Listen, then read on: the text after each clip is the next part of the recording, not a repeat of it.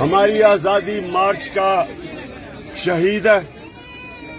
اللہ نے شہیدوں کا سب سے زیادہ بڑا رتبہ ہمارے دین میں دیا ہوا ہے. اس نے اپنے ملک کی حقیقی آزادی کے لیے اپنی قربانی دی ہے. یہ سارا ملک بھی اس کو یاد رکھے گا. محمود خان وزیر اعلیٰ، میں چیئرمین پی ٹی آئی، ہم اس کے لیے پوری مدد کریں گے. اس کی فیملی، اس کے بچوں کا ہم دھیان رکھیں گے، کیونکہ ایسے لوگوں کی قربانیوں سے ایک ملک آزاد ہوتا ہے. پھر سے سعید احمد جان ایک شہید ہے.